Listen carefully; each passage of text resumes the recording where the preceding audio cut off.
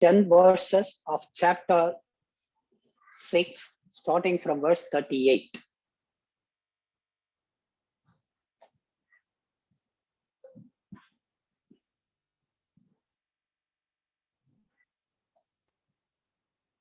कच्छिन्नो भय विभ्रष्टः छिन्नाभ्रमिव नश्यति अप्रतिष्ठो महाबाहो विमूढो ब्रह्मणः पति ये तन्मे संशयं कृष्ण चेत्तुमर्हस्य शेषतः त्वदन्यः संशयस्यास्य चेत्ता न ह्युपपद्यते। श्रीभगवानुवाच पार्थ नैवेह नामुत्र विनाशस्तस्य विद्यते न हि कल्याणकृत् कश्चित् दुर्गतिं तात गच्छति प्राप्य पुण्यकृतां लोकान् उषित्वा शाश्वती समाः शुचीनां श्रीमतां गेहे योगभ्रष्टोऽभिजायते अथवा योगिनामेव कुले भवति धीमताम् एतद्विदुर्लभतरं लोके जन्म यदीदृशम् तत्प्रतं बुद्धिसंयोगं लभते पौर्वदेहिकम् यतते च ततो भूयः संसिद्धौ कुरु नन्दन पूर्वाभ्यासेन तेनैव ह्रियते ह्यवशोऽपि सः जिज्ञासुरपि योगस्य शब्दब्रह्माति वर्तते प्रयत्नाध्यतमानस्तु योगी संशुद्धकिल्बिषः अनेकजन्म संसिद्धः ततो याति परां गतिम् तपस्विभ्योऽधिको योगी ज्ञानेभ्योऽपि मतोऽधिकः कर्मेभ्यश्चाधिको योगी तस्माद्योगी भवार्जुन योगिनामपि सर्वेषां मद्गतेनान्तरात्मना श्रद्धावान् भजते यो मां समे युक्ततमो मतः।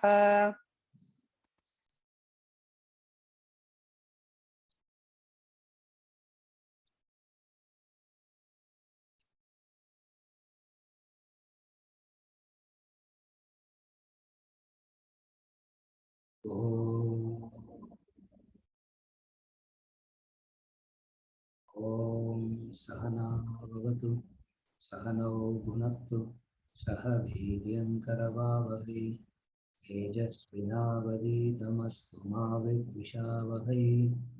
ओम शांति।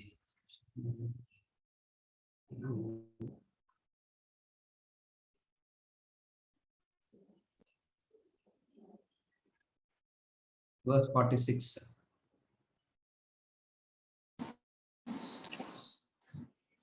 तपस्विभ्योऽधिको योगी ज्ञानेभ्योऽपि मतोऽधिकः कर्मेभ्यश्चाधिको योगी तस्माद्योगी भवार्जुन तपस्विभ्योऽधिको योगी ज्ञानेभ्योऽपि मतोऽधिकः कर्मेभ्यश्चाधिको योगी तस्माद्योगी भवार्जुन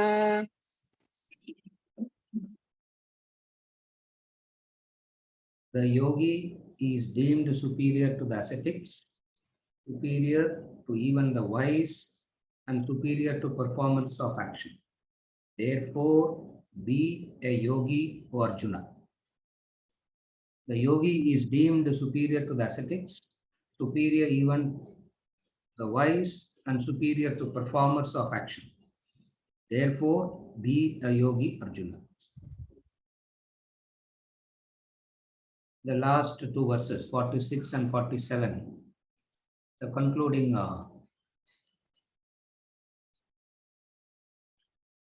advice. So here he says, become a yogi. Become a yogi. And this yogi is superior to everyone. And this yogi is superior to the ascetics, superior to the wise, and superior to performers of action.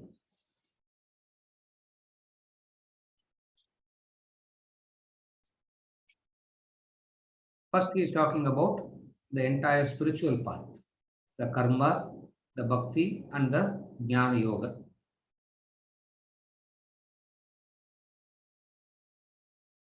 Practicing the three yogas, the yogi reaches the supreme. Yogi is one who's practicing the spiritual yogas. The spiritual yogas of karma, bhakti, and jnana.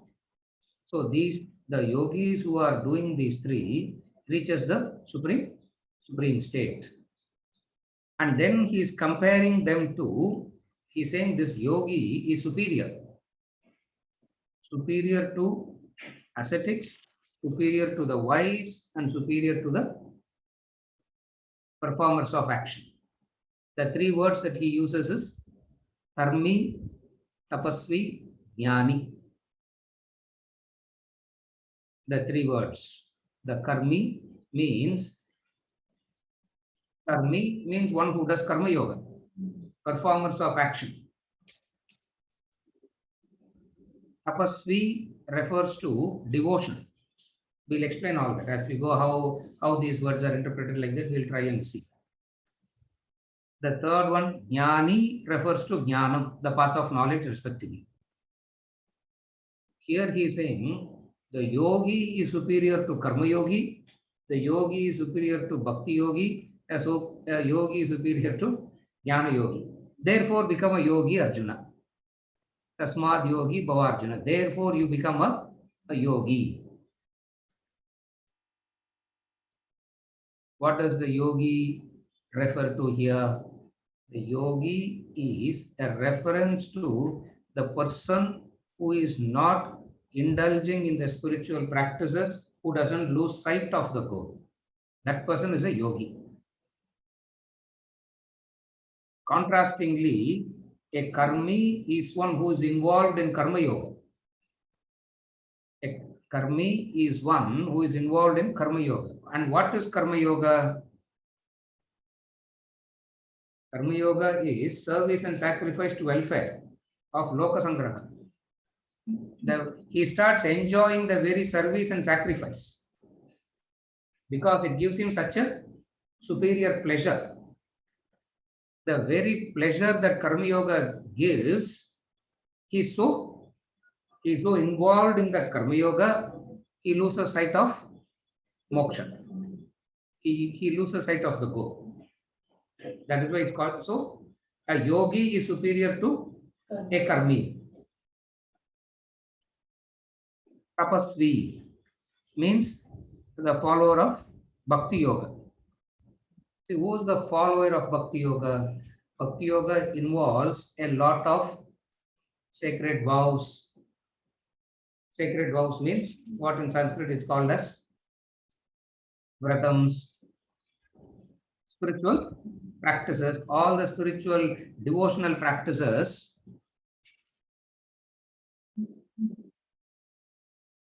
performing the vratams and worshipping the deity. This performing the vratams and worshipping is so pleasing. It gives such a pleasant it gives that person in such a pleasant emotional state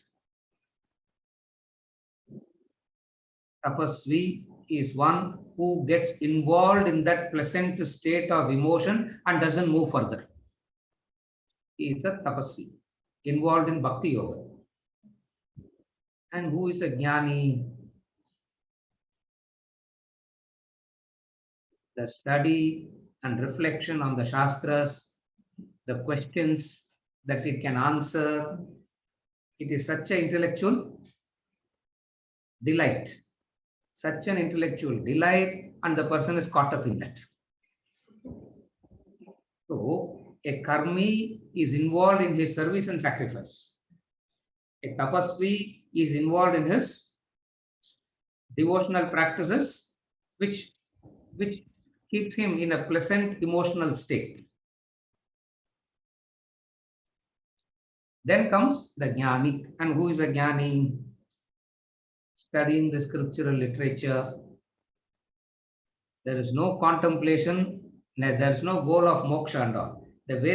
He starts with these ideas. A karmi also started wanting to become a yogi. A tapasvi also started wanting to become a yogi. A jnani also started wanting to become a yogi. All of them started with the idea of wanting to become a yogi. All of them started like that. But what happened? The very pleasure made them lose track. The very pleasure lose track. Therefore, what happens? The yogi is superior to all these three. Because a yogi does karma yoga, the yogi does bhakti yoga, the yogi does jnana yoga, but doesn't lose himself in these practices. He is able to keep his vision alert and alive. What is the vision and what is the alertness? Karma yoga. What is the purpose of karma yoga? Purification of the mind. If you lose track of it, you get involved in the service and sacrifice. So the purpose of karma yoga is loka sangraha. Karma yoga means loka sangraha. Loka sangraha means working for the welfare of the locus. It's not just the entire, it is not just the humanity alone. It is the entire beings, the totality. You work for the welfare of the totality. And you can get involved in that work. Who is a yogi? What is the difference between a karmi and a yogi? A yogi is one who uses karma yoga for inner purification. A karmi is one who is involved in service and sacrifice. No, he has lost the focus of chitta shuddhi. A yogi also does karma yoga. But what is the difference? He remembers the right purpose. He remembers the right purpose. He remembers the relevant role of karma yoga. And what is the role of karma yoga? In Sanskrit, it is called chitta shuddhi. In English, it is called self-purification. You can call it a self-purification or you can call it a self-development. Both means the same. We use all this synonymously. What is bhakti yoga? Bhakti yoga is to bring a refinement to the emotions. That is bhakti yoga. Karma yoga is in relation to action for the others. Bhakti yoga is refining the emotions. Bhakti yoga is refining the emotions. And by pitching up a deity, you do whatever you have to do.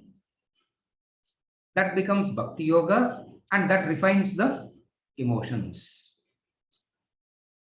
For which the person has to constantly remember that the purpose of bhakti is refinement. The purpose of bhakti is not to please God. The purpose of bhakti is not to please God. The purpose of bhakti is not to worship God. Worshipping God is a means for refinement of emotions. Bhakti yoga is refinement. Okay, what is unrefined emotion? If you understand that, it becomes easy. What is unrefined emotion? What is unrefined emotion? That we know already, the 6. The unrefined emotions are 6. We know that already. Krodha, Lobha, Mada, Matsarya, Bhaya, Dvesha. These are all these emotions makes you an unrefined person emotionally. So what is the focus of Bhakti Yoga? Refinement of emotions. And what is refinement means? Reducing the frequency of these emotions. If you get angry very much, you make sure that you don't get angry as often. All that needed is something to snap you, no? And you will regret for the next of the 3 days. It doesn't make any difference. Because next time you snap again. So that 3 days of regret, that 3 days of regret has no meaning. Why?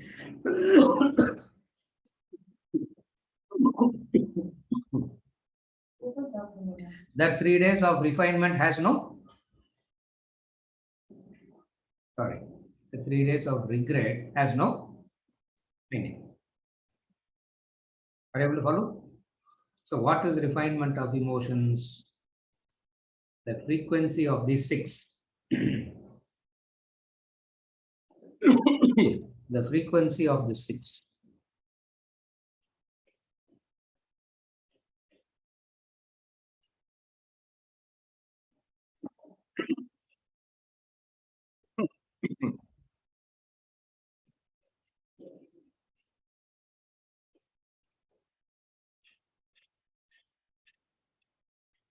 Bhakti, no, you should choke, no? That's why I got choked, isn't it?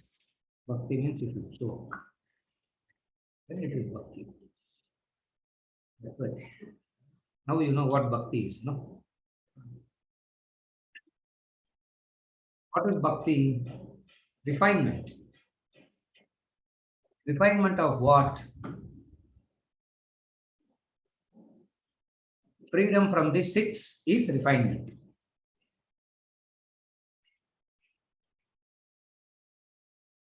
And Bhakti Yoga is nothing but this refinement. Bhakti Yoga is not a particular attachment to a deity. Now you get attached to a particular deity. You use a particular deity as a symbolic representation of the divine. Deity is very essential and important of the essential ingredient of Bhakti Yoga is a deity. There is no Bhakti Yoga without deity.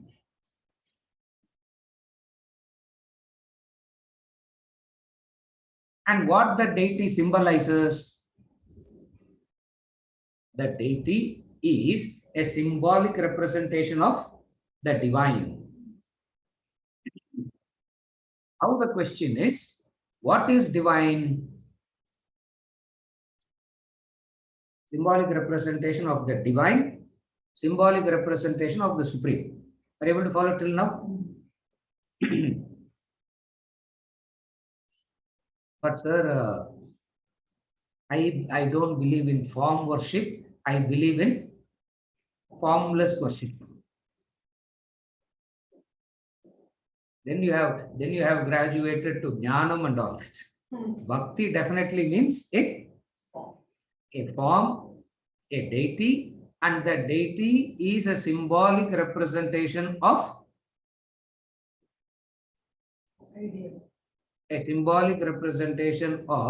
the divine, the symbolic representation of the supreme.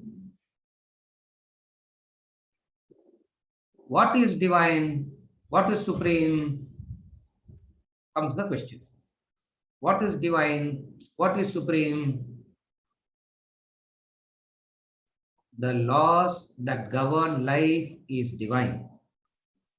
The laws that govern life is supreme. And deity is nothing but a symbolic representation of the divine law. Deity is nothing but a symbolic representation of the supreme law. So when you are worshipping the deity, what are you remembering? When you are worshipping the deity, what are you remembering? You are remembering to obey the law. You are remembering to obey the law. Not to break the law and come back and ask for, not to break the law and come and ask for, use your powers and liberate me. No. Yeah. People believe bhakti means this. They violate the law, they disobey the law. Deliberately also they will violate the law, and then they come and believe that you can come to a deity and pray to the deity and please the deity, and the deity will do what? That pleased deity will relieve you of all your sins, karmas. That is not Bhakti Yoga. Now, what is Bhakti Yoga now? A deity. And what is the deity? It's not a form, it's symbolic. Symbolic of what? Symbolic of the supreme, the divine. I'm repeating again. Follow the sequence. Now, what is divine? What is supreme? The laws are divine. The laws are supreme. So, worshipping the divine means? Worshipping the divine means what? Now, obeying the law. Implicit obedience to the law is bhakti. Everyone follow? This obedience to the law refines your personality. That's how Bhakti Yoga refines you.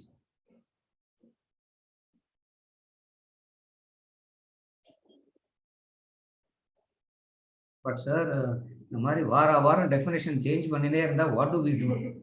Yeah, no, you go on changing, you go on. Bhakti means bhakti na it's so easy. Bhakti means identification, oneness with one and all. Correct. And then you go out of the class, you will not know what bhakti to do. What is Bhakti Yoga? You will give an answer. Identification, oneness. Okay, after the class is over. The problem is bhakti should be practiced outside the class. It's not that you should not practice. You should practice even here also. So what is the practical understanding of bhakti? So bhakti means implicit obedience to the law. A person who is obeying the law is a refined person. Are you able to follow? A person who obeys the law is refined, is cultured. The fellow who is breaking the law is vulgar. The person who is breaking the law is vulgar. A person who is obeying the law is cultured, divine. This is Bhakti Yoga. What is this tapasvi do? This is how a yogi will practice Bhakti Yoga. First I said how a yogi will practice Karma Yoga. Now I said how a yogi will practice Bhakti Yoga. And what is the wrong practice of Bhakti Yoga?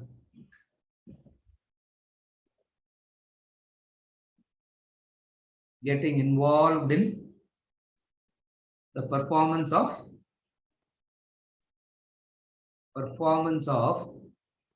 the vows, worship, whatever the practices he does, gives a pleasing emotional state. Involved in that and forgetting the goal. Yogi doesn't get involved in that pleasing emotion. He says, again, this is the state of mind, and state of mind means subject to change.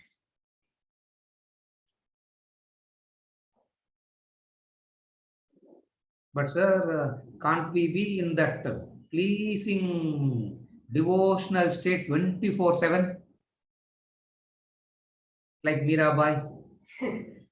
Yeah, like Mira, like our devotional people here, or the Chaitanya, or the gopis of Vrindavan. Why can't we be in that bhakti state all the time? They are able to be in that bhakti state all the time because they do not violate the law. What is violating the law means? Now the question is, what is violation of law?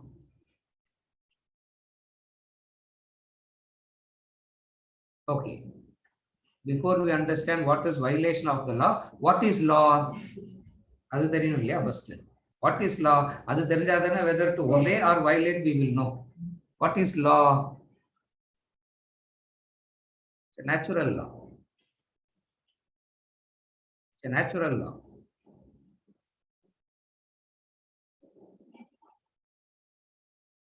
And all the premises, all the elaboration of the laws,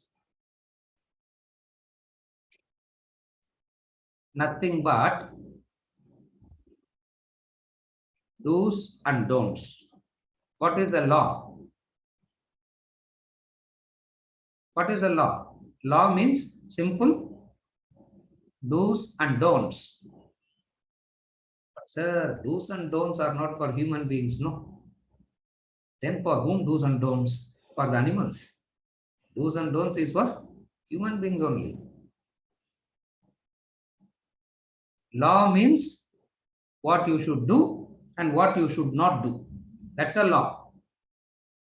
Now, on what basis these do's and don'ts are fixed becomes the question. Are you able to follow the sequence? Venkatachalam.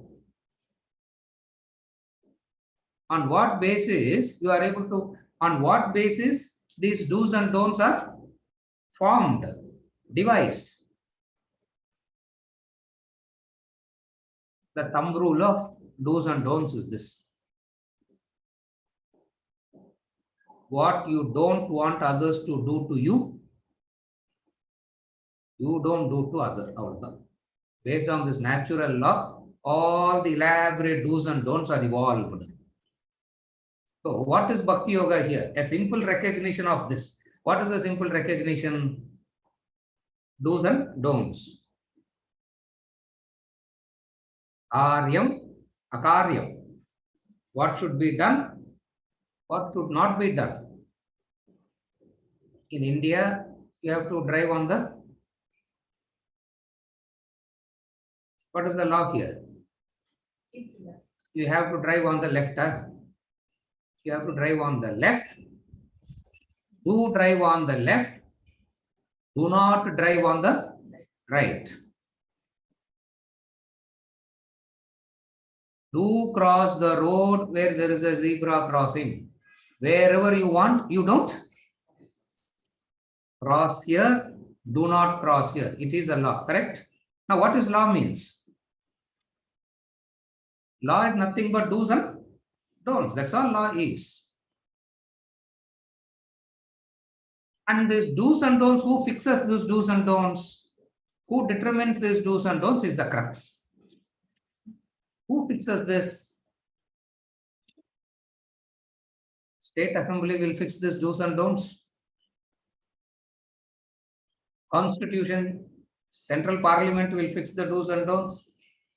International Court will fix the do's and don'ts. No, sir, we fix ourselves. That is suicidal. You have already fixed that. That is suicidal. No, sir, they don't fix. I fix it for myself. On what basis you will fix? Likes and dislikes. That which suits you. That which suits you, you do. that which don't suit you, don't do. Following the law. Bhakti Yogi says, no, this is not following the law. What is following the law means? That which I don't want others to do to me, I will not do to others. If I don't like to get stolen, I will not steal. If I am comfortable getting stolen and I can fall off to sleep, there's absolutely no problem in me stealing because there's no attitude of stealing. Are you able to follow? I will keep mine safely, but I will take others. That is called stealing, correct? A person, if you don't like to get stolen of your stuff, what you should do? What you should do? Don't steal. Do's and don'ts are very clear. Complication.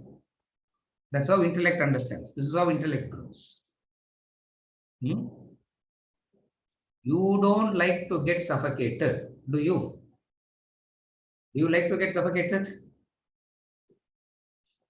If you like to get suffocated, if you are happy getting suffocated, you can suffocate somebody.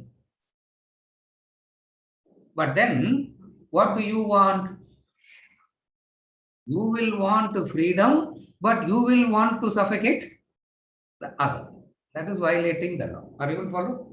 It's not complicated at all. It's not complicated at all. You don't like to hear harsh words spoken to you. It means what? You should not speak harsh words.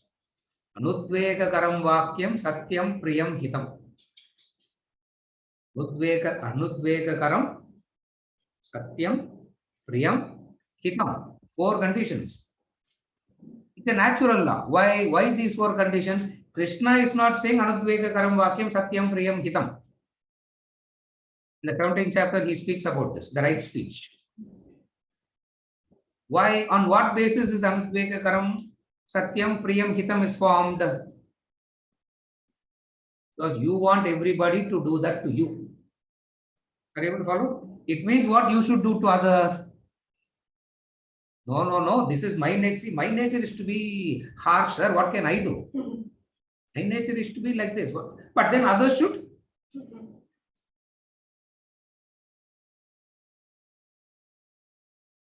My nature is to be harsh. I use crude words. I have crude gestures. I don't have a smiling. I don't welcome because that's my nature.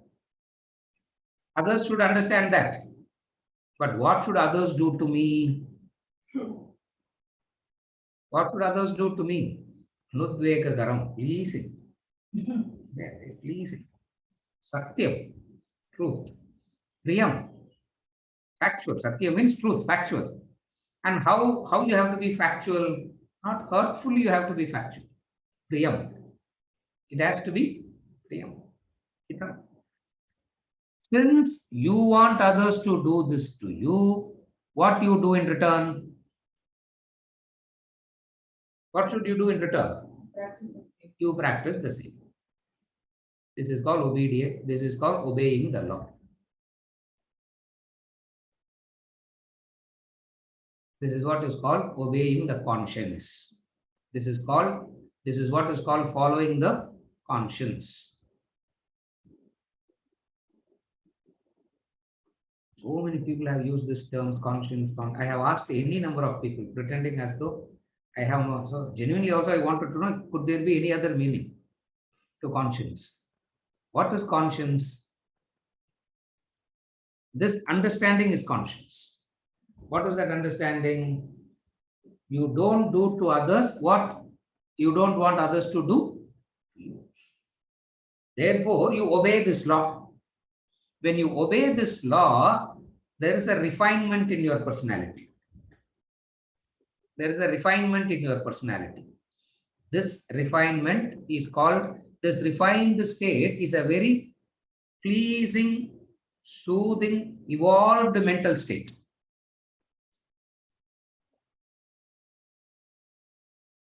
this pleasing, soothing, evolved mental state itself, person gets involved.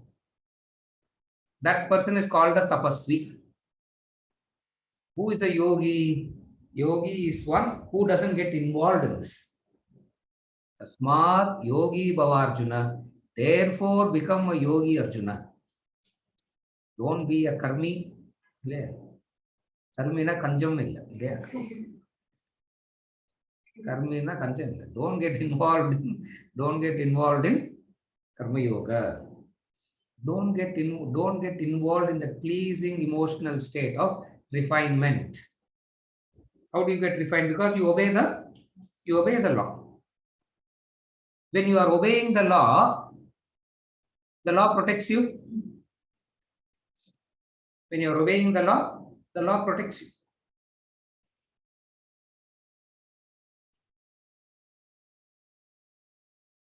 And when you are protected, you are not in an agitated mental state. You feel secure.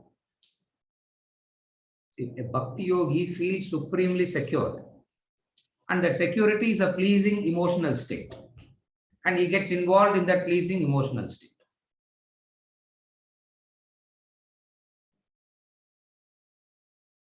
But sir, in Puspusa, you are saying something about bhakti. We have never, this is not, but we have never seen bhakti like that. Able to follow? Because of the person obeying the law protects him or her. When you are protected, that protection is a supremely secured mental state. That protection is a supremely secured mental state. A tapasvi gets involved in that supreme secured mental state. You should experience a little bit of all this, then only you will understand. We are living in insecurity. Where do we understand this? With everything, we are living in insecurity. A person obeying the law feels supremely secured and protected. In that protection, the mind is in such a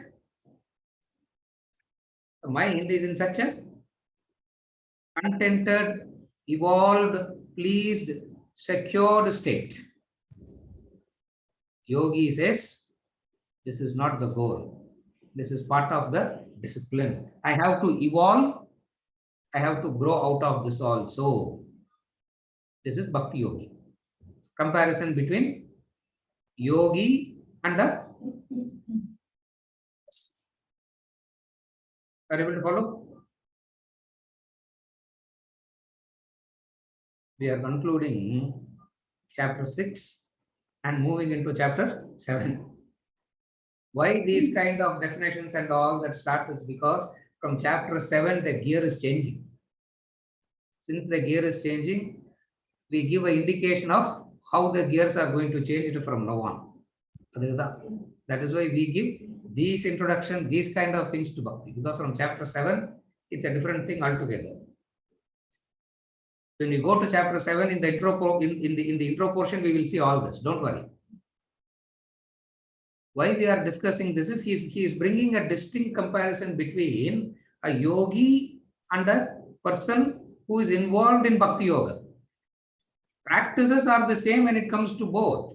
But why this person is called a yogi and why this person is called a tapasvi?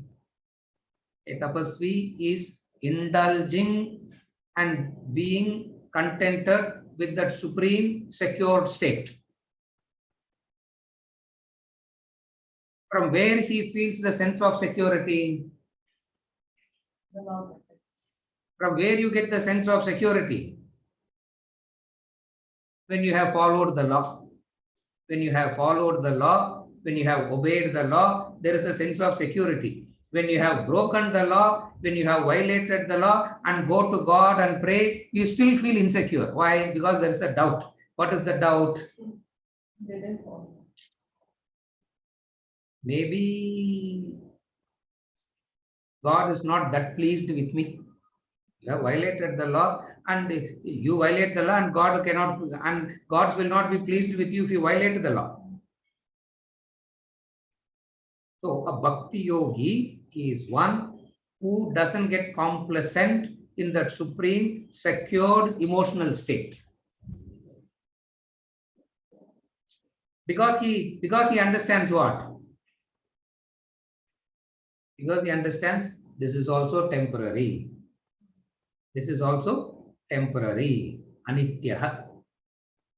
This is also temporary. Anitya. Therefore, what he does, he uses this state. And why this mental state is essential? This mental state is essential to do manana nididhyasana. Bodhonya sadhane yogi sakshan mokshaika sadhanam pakasya vahniva vina moksho na siddhyati. Atmabodha. To do this Shravana Manana, you need a secured, contented, peaceful mind. From where will the secured, contented, peaceful mind will come? Where will this come? How will you get it? Only by obeying the law. Only by making a constant effort to obey the law. What does obeying the law means? I'm not getting into the definition again. Yeah. Even though I would like to repeat it 1,000,000 times. For today, I have done it 3 times already. So we will stop it. We'll stop it at that. For are you able to follow? In that supreme secured state is necessary. So a yogi practices bhakti yoga. Why? Because that mental state is essential. Why that mental state is essential? With this mental state only, it is possible to practice. It is possible to do manana nididhyasana. Therefore, a yogi practices bhakti yoga for the purposes of manana nididhyasana, reflection, contemplation, self-realization. That is a yogi way of practicing versus tapasvi. Before we go on to jnani, yes. Karma yoga வந்து சித்த சுத்தின்னு சொல்லிருக்கு. அப்புறம் இதுலயும் refined qualities னு சொல்லிருக்கு. சித்த சுத்தியிலயும் காம குரோத லோபம் இருக்க கூடாது. அது செல்ஃப் பியூரிஃபிகேஷன் கோசம் தான் இருந்துச்சு. இதுலயும் கைண்ட் ஆஃப் அப்ப இது ரெண்டுத்துக்கு ஒண்ணுதானா இல்ல ரெண்டுத்துக்கு ஏதாவது டிஃபரன்ஸ் இருக்கா? The question that he is asking is, what is the difference between Angiyam you say Chitta Shuddhi, inner purification, here also you say this, what is the difference? That is why to bring about the difference, I brought about this distinction. What is the distinction? What is the distinction? Obeying the law. Remember, bhakti means, follow the sequence. Again, I repeat. Bhakti means deity. Bhakti means deity. Deity is symbolic of the supreme divine. What is supreme divine? The law. The law. So now what is worshipping the deity means? Obeying the laws. It is not worshipping the book of constitution, no. Isn't it? Remember Swamiji's example? You salute the national flag and you do anti-national activities. Are you able to connect? You salute the flag and you do anti-national activity. It is like I keep the Indian Constitution book. I keep all the latest amendments of income tax rules and regulations. Morning and evening I do namaskar to that. Morning and evening I do puja to that. And then go to the auditor and tell him.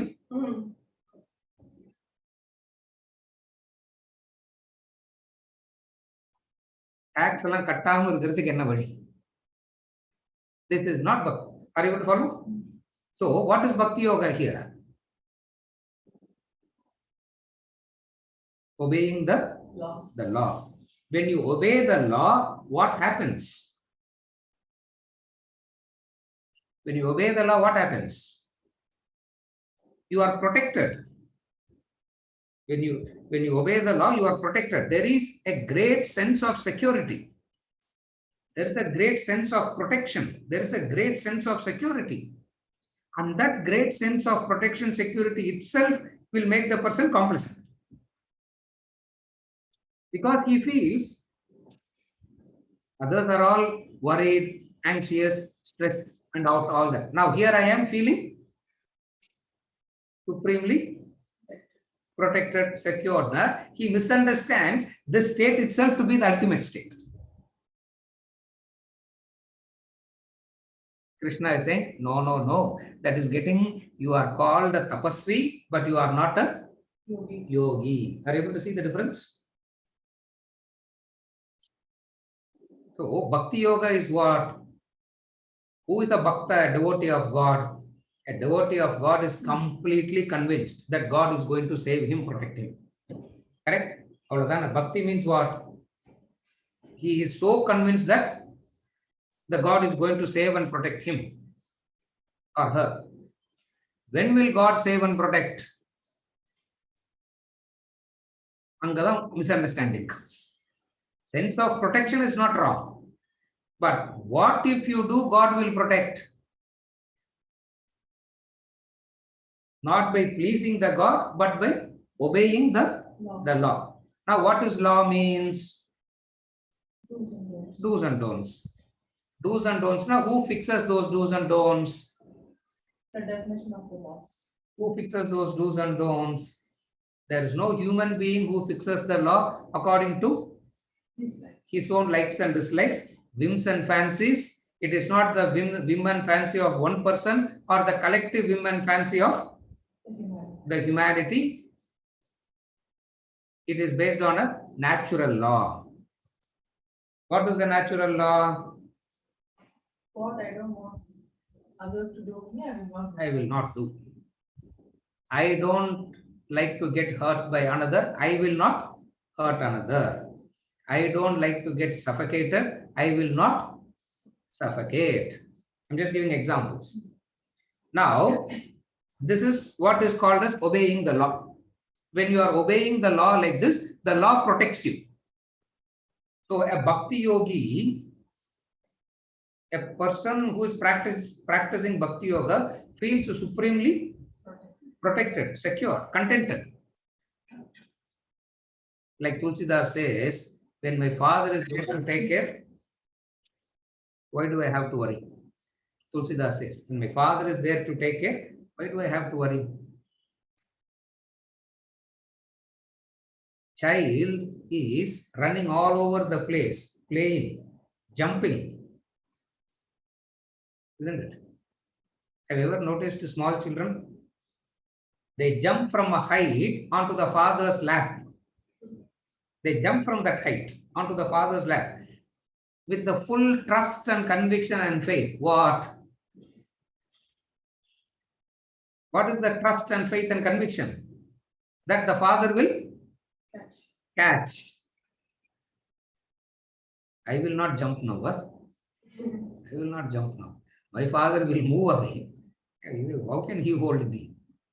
Are you able to follow? Now, and people take it so literally. Oh, bhakti means what? Simply surrender to him, simply saranagati, and then he will abdeya or kuchupara. He will say, if you obey the law, that is the protection.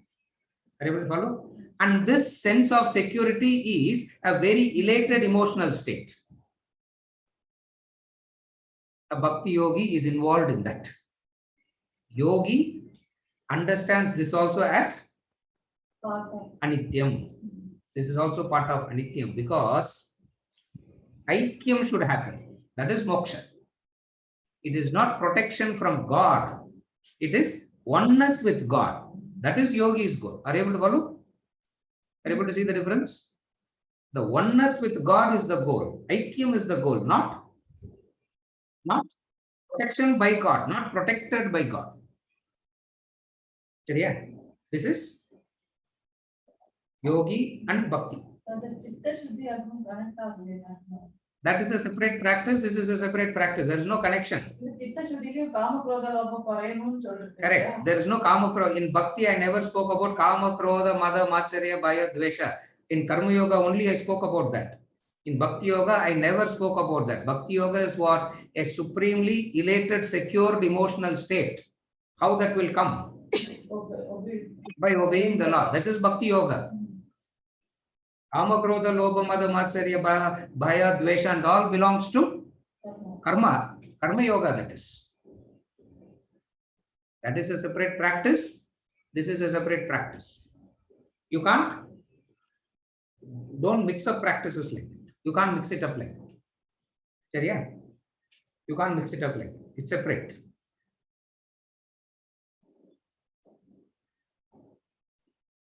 Yeah? Okay? Think about it. If you still have, come back. So yeah, the third entity. What is the third entity? Jnani versus yogi. Third category. Who's a jnani?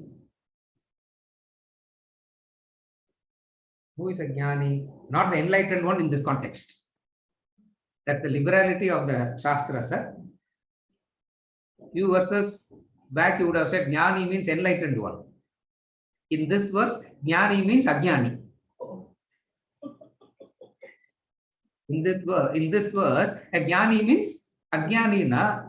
You feel like telling Krishna, make up your mind, get your vocabulary correct, be consistent in what you say. Mati Krishna, what I will do. Because in this verse, jnani is a ajnani.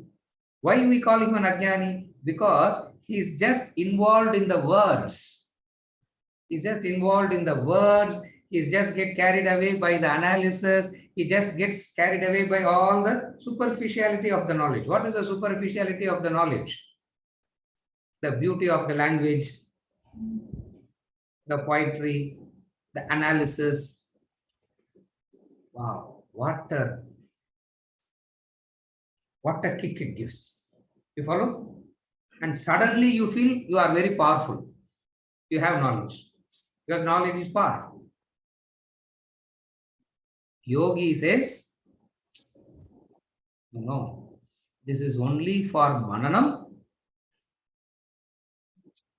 Mananam is for what? Mananam is to clear your doubts. Otherwise, doubts are there all the time. Knowledge has this inherent defect. Knowledge has an inherent defect. What is the inherent defect of knowledge? It will remove the previous doubt, but it will create a fresh doubt. Have you ever observed it? That's how knowledge grows. They call it as growing. Vedanta comes and says, it is not growing, it is an inherent defect of knowledge. What is the inherent defect of knowledge? You have a doubt, you give an answer, and that answer clears the previous doubt. Correct? Simultaneously, what it does? It creates a new doubt. That's how intellect becomes penetrated. You ask a question, there is an answer, and don't take it for granted. That's how intellect grows. You ask a question, there is an answer, and don't take it for granted. That's how intellect grows. Are you able to follow? So what is the inherent defect in knowledge? As knowledge clears the previous doubt, it creates new doubts. And what Mananam does? What is the purpose of reflection? Purpose of reflection is to clear all doubts. Purpose of Mananam is to clear all doubts. What is the doubt? Ultimately,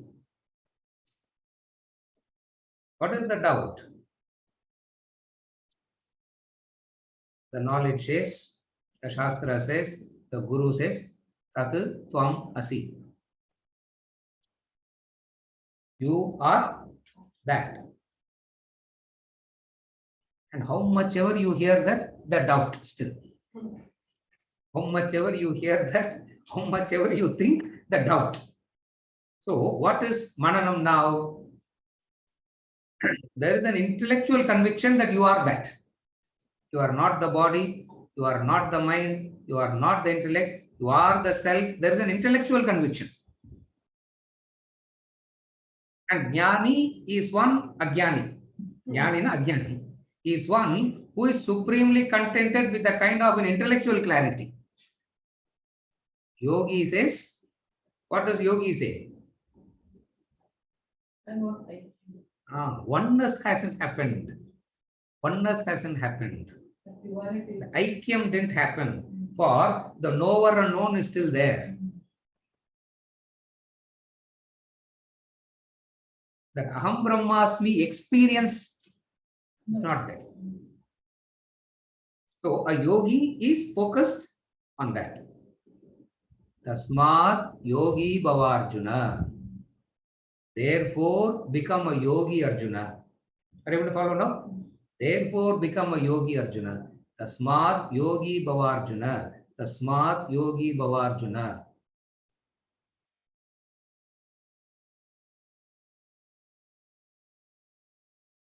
The Hatha Yoga school says, see, Krishna himself is directly saying yoga alone is enough. And they keep doing forward bend backward. Because Krishna is saying very clearly, no, Tasmat yogi bhava Arjuna, and this yogi is superior to Karmi, Tapasvi, Jnani. Are you able to follow? That's why when you interpret, when you reflect, you interpret, you don't take the literal meaning, you don't take the literal meaning. If the literal meaning is contradictory to the fundamental principles, you got to interpret it. This is Manana. Now I'm giving you a technique for Manana. One of the techniques for Manana. அப்பப்போ ஒரு class I will give one technique. You got to make a note and you got to practice it. Sir, இதெல்லாம் தனியா எல்லாம் ஒரே லிஸ்டா போட்டு கொடுத்துருங்கல. Why can't you give the 35 formulas like that? I don't know 35. I'm just giving 35 some arbitrary number I am saying. While on the number I am saying. You able to follow? Krishna is very directly saying yogi is superior to karmi, yogi is superior to tapasvi, yogi is superior to jnani. Tasmat yogi bhava Arjuna. Therefore become a yogi. And yogi means one who is practicing yoga. And what yoga? Ashtanga yoga, Shavasana, Sarvangasana. Keep doing that only. Because Krishna himself has said, all this you do, but this person is superior, which is in violation with the general principle. What? Action, emotion, knowledge. Therefore, what you got to do? You got to interpret it. What is the interpretation? Karmi means this, Tapasvi means this, Jnani means this. Tasmat yogi bhava Arjuna. Therefore become a yogi Arjuna. Therefore become a yogi. This is verse 46. And we move on to verse number 40. योगिनामपि सर्वेषां मद्गतेनान्तरात्मना श्रद्धावान् भजते यो मां समे युक्ततमो मतः योगिनामपि सर्वेषां मद्गतेनान्तरात्मना श्रद्धावान् भजते यो मां समे युक्ततमो मतः. Now, and continuity. And of all yogis, he who with the inner self absorbed in me worships me with Shraddha, faith, he is considered by me to be wholly united. And of all yogis, he who with the inner self absorbed in me worships me with Shraddha, he is considered by me to be wholly united. So, previous verse he said, become a yogi. Tasmad yogi bhava Arjuna. Now, and the yogis who is superior? Yeah. Amongst the yogis now. Amongst the yogis, he with the inner self absorbed in me worships me with Shraddha. If he doesn't say the word Shraddha, Krishna can't sleep, it looks like that. He has to keep bringing in this word, Shraddha. Such an extraordinary word is this word, Shraddha. It's an extraordinary word, Shraddha. Shraddhavan bhajate. Yan worships with Shraddha, not just bhajate. Not simply worshipping with Shraddha. Why Shraddha comes in here?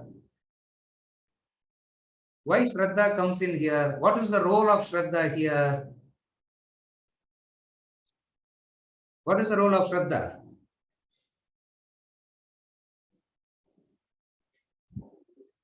இதுதான் கிளாஸுக்கு வரதுக்கு முன்னாடி கொஞ்சம் reflect பண்ணிட்டு வரணும் இல்லையா? What is Shraddha here? Hi kalyana krit kaschit durgatim tata gacchati. That is Shraddha. Verse number 40, இதே chapter தான். எங்கேயோ கேட்ட மாதிரி இருக்குதே sir. No, we have heard this somewhere. Which chapter, sir? What is Shraddha? Nahi kalyana krit kaschit durgatim tata gacchati. The doer of good will never comes to grief. He has so much of Shraddha in that. That is Shraddha.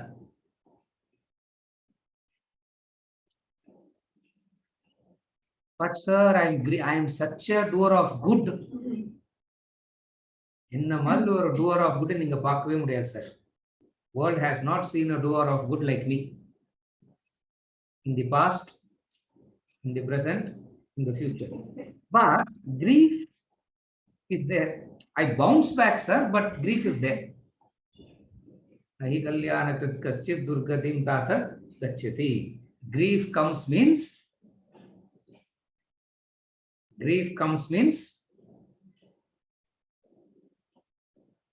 what is the reason for grief?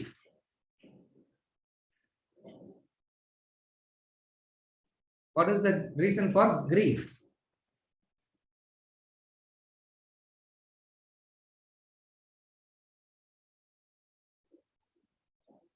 Shochanan vasochastvam prajnavadamscha bhashase gatasuna gatasoscha nanusochanti panditaha. What is the reason for grief? The reason for grief, Arjuna, is the anityam is misunderstood as satyam. The temporary is seen as permanent. That's fundamental ignorance. Ignorance is the reason for shoka, grief. What is the cause for shoka? Grief. Failure.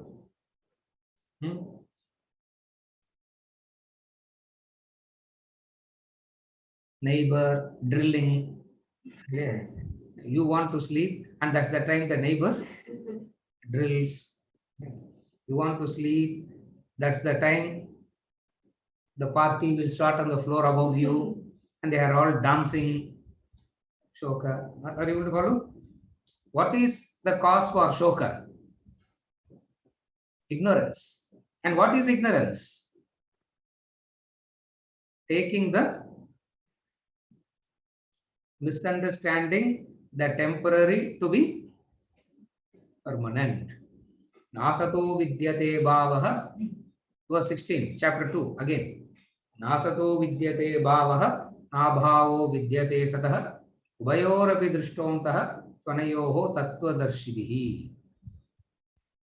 A person who is a yogi here has Shraddha in this. Yes, Shraddha in this. Shraddha means unswerving faith, unswerving conviction. Why he has unswerving conviction? Because he has done lot of mananam. Therefore, no doubts. Conviction comes only when your doubts are clear. Then only conviction comes, isn't it? So, worships me with Shraddha. Of all the yogis, he who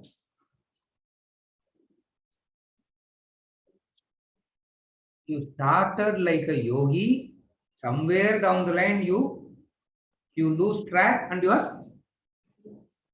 are involved in something.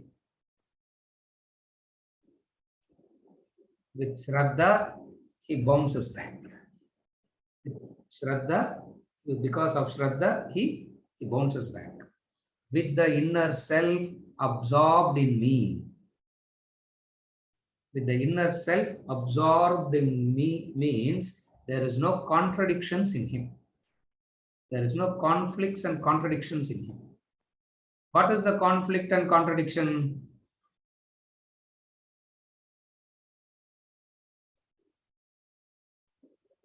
World is also needed.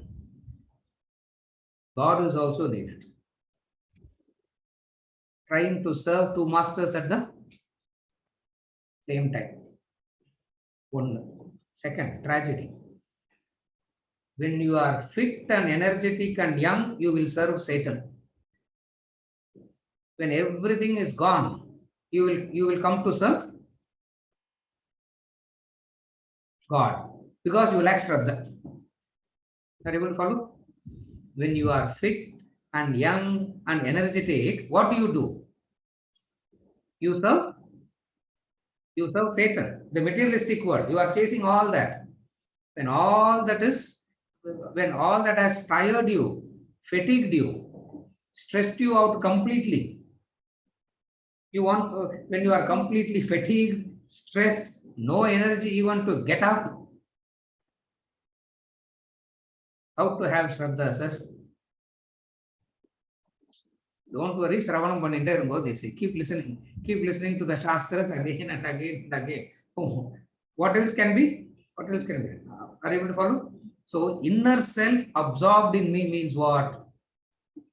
There is no conflicts. There is no inner conflict. There is no inner conflict. There is no inner contradiction.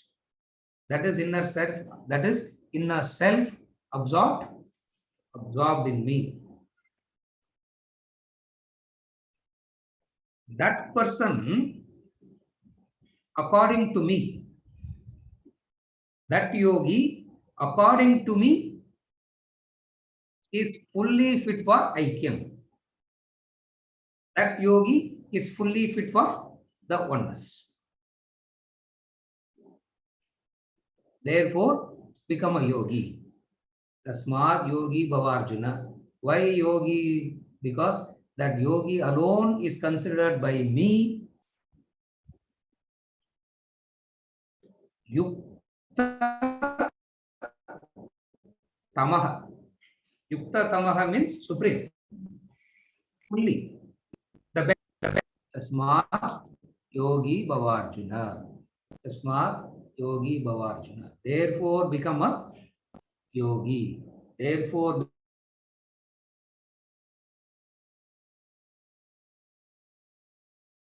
so here, what is yogi? Who is a yogi now here? The yogi here is one who is able to, who has this Shraddha. And we have seen what Shraddha, we have seen what Shraddha means. Madgatam. Madgatam means mind fixed. Opposite of fixation is duality. What is duality? You see the wave and miss the ocean. Are you able to follow? You see the wave and are carried away by the wave. What is Madgatam? Mind fixed on that. What? The wave is nothing but the ocean. Ornaments is nothing but gold.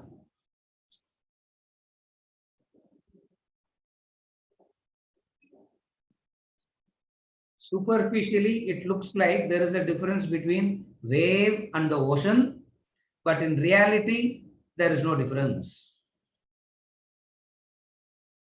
The difference is because of the different Nama Rupas. The essential material is the same, just as the ornaments differ. Ornaments differ. Yes. The nose ring,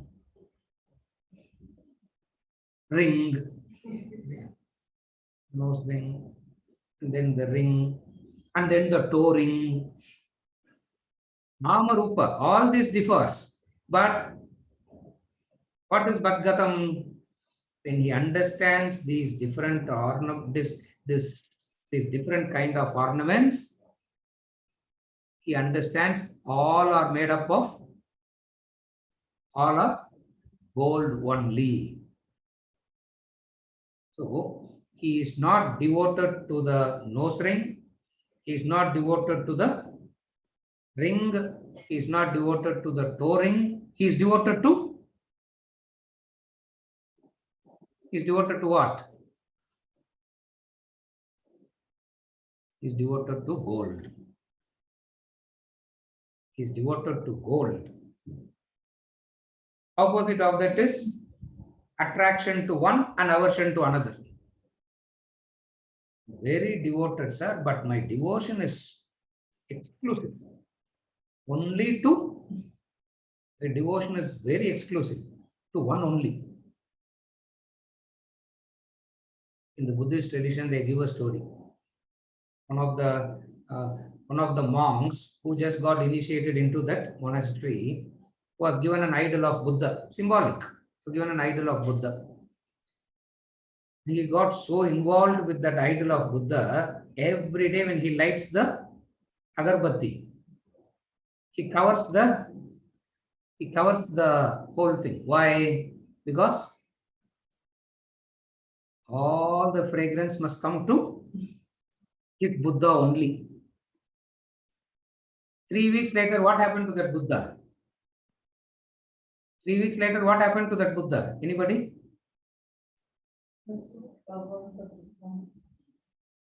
Buddha became so dark, black, dirty, dusty, tarnished because of the soot. It is symbolic. That is what? That is what? Opposite of Madgatam.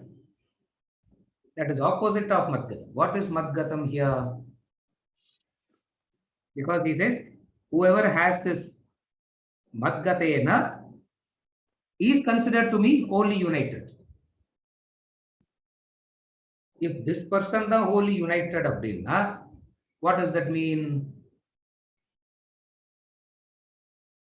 He sees the bangle, he sees the necklace, he sees the chain, but the value is because of all are made up of gold. And Ramakrishna Paramahansa gives a beautiful example.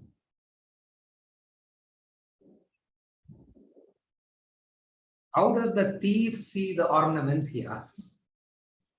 Such a beautiful way of putting it. He says, how does the thief see all the ornaments?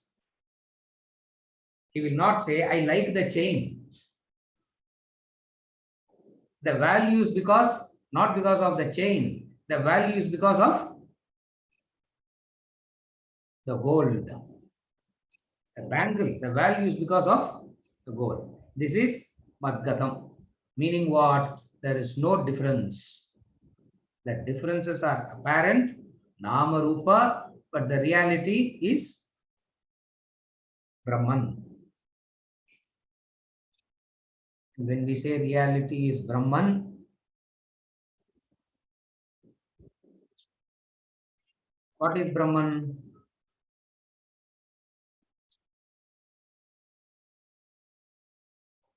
What is Brahman?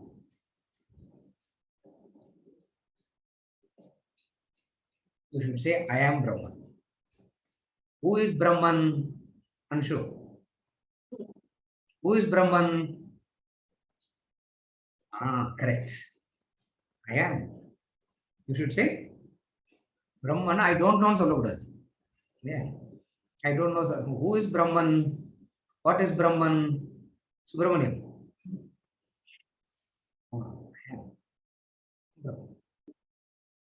That person is considered to be that person is considered by me to be wholly united. This person is considered by me to be wholly united.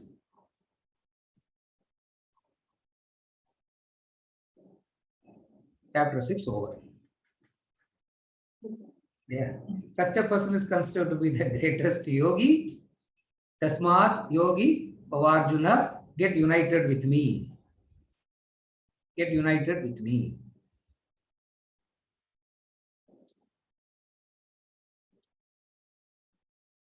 Chapter 6 is Gita is not over. Chapter 6 is over. Yeah. Bhagavad Gita is still not over. Chapter 6 is over.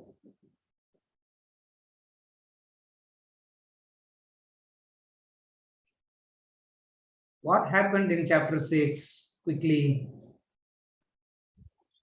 What happened in chapter 6 quickly? Yogi, Sannyasi, Jnani. Look at the words in the same chapter. Yogi, Sannyasi, Jnani. Sir, if you took 7 months to finish one chapter, how we will remember all this? Yeah. You know, previous class, in the class, we will remember. But if you start in this class and you finish in this class, you will remember. You started something good strain, Madhuri, you drag, and by the time you finish it, it is 9 months now, how we will remember? Started chapter 6, Yogi, Sannyasi, Jnani. Become a Jnani Arjuna. He started like that. And what to do? Practice something, and all he did. And then Arjuna had a doubt. What is the doubt? Fix the mind, you are saying, Krishna. It will not work out. For mind cannot be fixed. Why? Sanchalam hi mana Krishna. Never. All that we spoke about. The mind and what mind is. We dealt with that in detail. That mind has to be controlled, is Dhyana Yoga. In meditation, this mind is controlled. But Krishna, you yourself is saying this is mind, na? How can it be controlled? What is the answer for that? Abhyasena tu kaunteya vairagyena cha grihyate. By the practice, by constant practice. Abhyasena tu kaunteya vairagyena cha grihyate. Okay, trusting you, I start all this. Halfway through, if I die, what will happen? This is chapter 6 summary, yeah? Okay, trusting you, I'm starting all this. Halfway through, if I die, what will happen? Ahikalyana kritkasche durgatim katagachyati. But Shraddha Purimatendradalla, still not very clear. Practical life, it's not happening like this in practical life. You will be born in the family of pure and wealthy. What a combination. Yeah. Wealth nale accumulation, nale hoarding nale impurity. Pure and wealthy. What a family. Or in the family of wise yogis.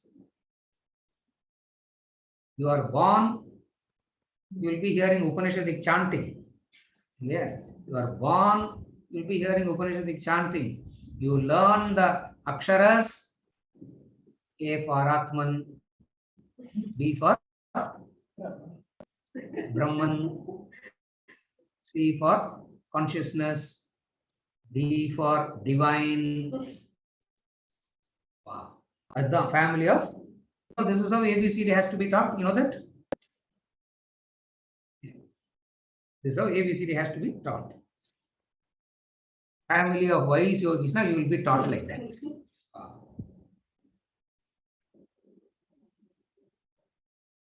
And then what will happen? You want to become that and start getting into the practices. And the practices themselves are so enchanting, he quickly changes the entire vocabulary. Tasmad yogi bhavarjuna, not the yogi sannyasi jnani. For the jnani here has become ajnani. For the jnani here has become ajnani. Yoginam api sarvesham madgatena antaratmana. Antaratma. Antaratmana, God vella thedakudadu. You can't see God everywhere. You can't see it outside. You have to see it antaram. That's why when Narada taught the small boy, Dhruva, you know the story of Dhruva, no? Narada educated Dhruva. Say, Om Namo Narayana, meditate. Narayana will come and stand in front of you. And he will tell you, open your eyes. Don't get carried away by that. Don't open your eyes. Keep your eyes closed and tell Narayana to come into you. Remember? That's how Narada taught Dhruva. So Dhruva did that with Shraddha. So Narayana came, Chaturbuja Vishnu form, beautiful form. He's standing in front and telling Dhruva, my child, I have come. Open your eyes. Venkat. Bhaskara host விட்டுட்டு நீங்க break எடுத்துங்க.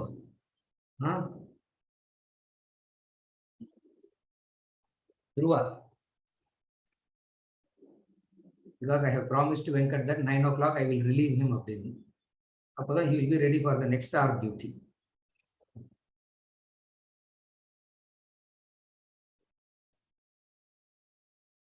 When Narayana came in front of Dhruva, Narayana came and stood in front of Dhruva.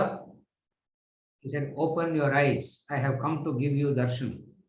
Dhruva said, no. My guru told me that if you are real Narayana, antaram, come inside and show me. Open your eyes, another bhakya, extroverted, outside. Antaram is introvert. Antaratmana, yoginam api sarvesham, madgatena antaratmana, shraddhavan bhajate yomam, same yuktatamo matah. Shraddhavan bhajate yomam, same yuktatamo matah. Meaning, he who worships me with Shraddha, he is considered by me to be wholly united. With this, we conclude chapter 6. The first set is over. From chapter 7, the second set is going to start. From chapter 7, the second set is going to start. We will see when we go there, we will see. I don't know if there are any clarifications. Sir, there is one from Vijaynath, sir. Oh, there is one from Vijaynath. Okay. Oh. Vijaynath.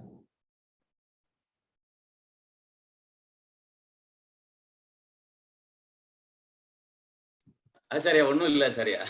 One illa. Very good, very good. I like you very much. What is the question? No question. Yes, Mala.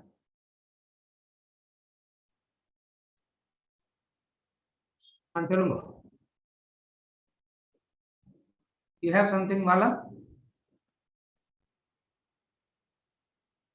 Mute Mala, somebody. Yes. Namaskaram, sir. Today's class I liked. You started with what is the law, obeying the law. It's really simple and very, very, very practical, very, very easy to understand. I just have a small question. Yeah, I understand that I am not supposed to behave the way that I don't want others to behave. I agree. I fully agree. I tend to follow that also. But what should be my reaction or response when others' behavior is not following the law and when it hurts me? If it is hurt, if you are hurt, you have developed a wrong expectation. Okay. If you are hurt, it is your expectation that causes hurt. Now, when others are not, very good question, when others are not obeying the law or violating the law, what should be your response to them? Responses is according to desha, kala, time, place, situation, obligation, etc. Your reaction should be one of compassion, sympathy. Understand? Reaction is different, response is different. Your reaction is based on compassion, sympathy. What is sympathy and compassion? Because that person is ignorant.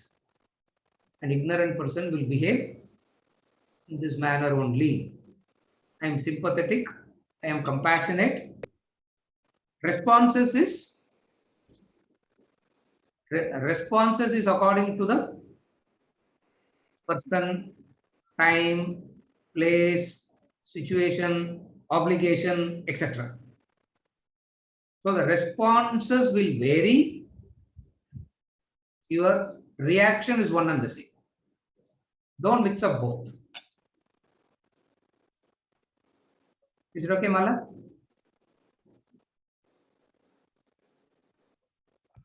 If you could expand a little bit, it will be useful. Okay, I'll expand it a little bit. A person, let us say, somebody is very hurtful to you. You are hurt.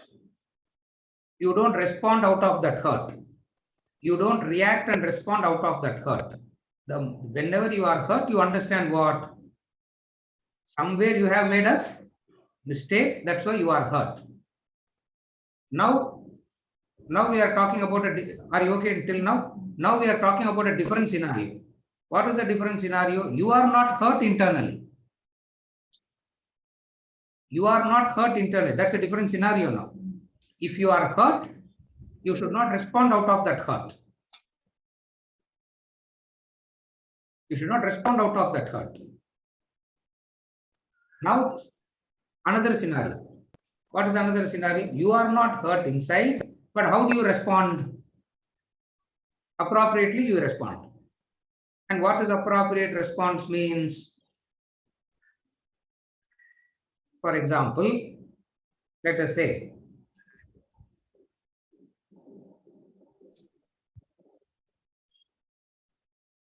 your father says something, very hurtful word he may use.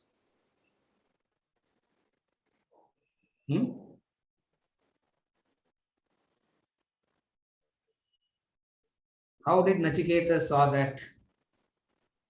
Appropriate response. Are you able to follow? Appropriate response. Internal, what is his internal state? Reaction. Reaction is one of an understanding. What is understanding? You are compassionate to him. You are sympathetic and compassionate. What is compassion? Arising out of an understanding. What is understanding? An ignorant person will behave in this manner only. If a person is speaking broken language, you will not get angry and hurt at that person. Why? Because you know that person has not yet learned the proper language. Once he learns proper language, he will not speak broken language. Therefore, how do you understand? Because of that ignorance, he behaves in this manner. You understand it in that way and appropriately respond. And I said appropriate response means it is specific, it is contextual, it is specific. Responses cannot be generalized and told. It is contextual, it is specific. And what goes into the context, that I gave you already. What goes into the context? The person, the time, the place, the situation, your obligation. This is the context. You take this context and appropriately respond. Is this expansion enough, Mala? Great. Yes, Venkateswara.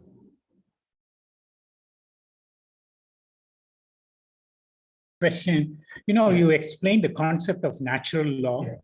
And my question is, if I have a very strong intellectual understanding Yes. and Aham Brahmasmi, combined with a natural law, Yes. is that considered, Yes. is that good enough spiritual evolution? Yes. Then you have become a yogi. Because Then you have become a yogi. because when I say Aham Brahmasmi, even from intellectual, I know that whether I deny, I say, or don't say, I'm Aham Brahmasmi. Exactly. correct. Combined with the natural law, Exactly. I have reached a state. So Yes. Yes. There you have become a yogi. As in verse number 47. As in verse number 47. And that is enough for you to become the self. That is enough. Are you able to follow? And that is enough for you to recognize and realize and become the self. That is enough. A pure, deep, pure intellectual understanding combined with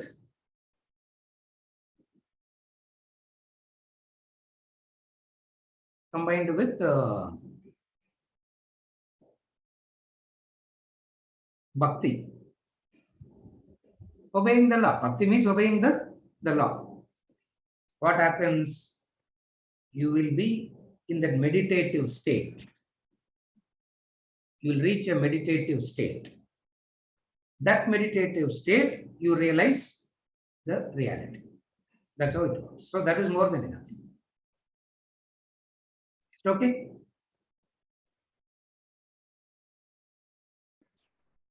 Is it okay?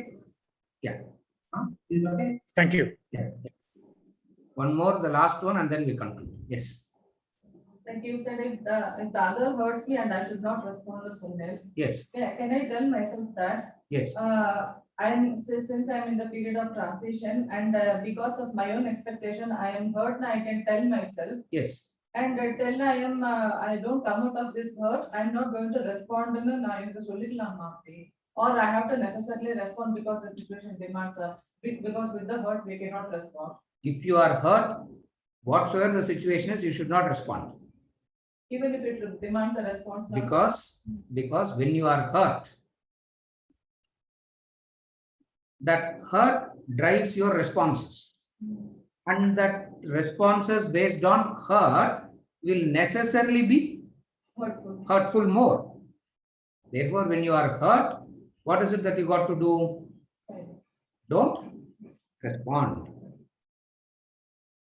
But then, because of the pressure, you will respond and then feel guilty, get yourself hurt more, and next time your anger will become more.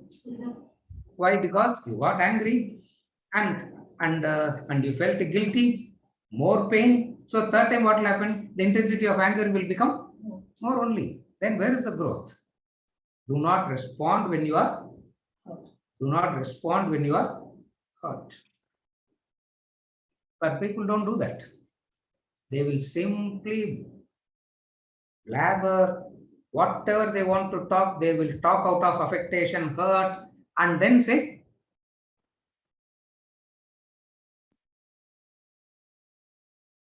I said, what you don't realize is from the beginning, other didn't hear you. What you don't realize is from the time you started, the other is switched off. You are hurting yourself more. That's all. Are you able to follow? See, somebody starts screaming and shouting. What do? You simply switch off. No. What makes you to believe the other is listening to you? The other switches off. Clear? And then he will remove the cotton from the ears. Remove the cotton from the ears. Who is hurt? You are the one who's hurt. You follow what I'm saying? That's how it goes. Is it okay? So when you are hurt, don't respond. One of the great thinkers from the Western tradition. He's a mystic.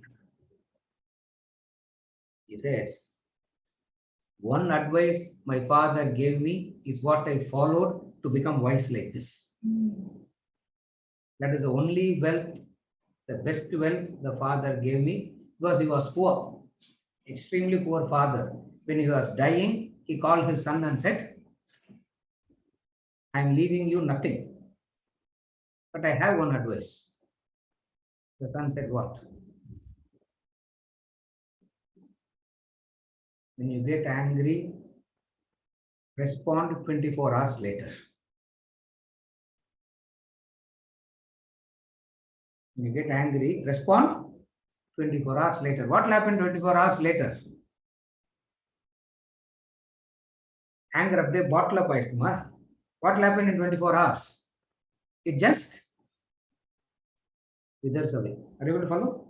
It just withers away. Therefore, what you should do when you are hurt, don't. Clear? With this, we conclude for today and we continue with chapter 7 from the next class.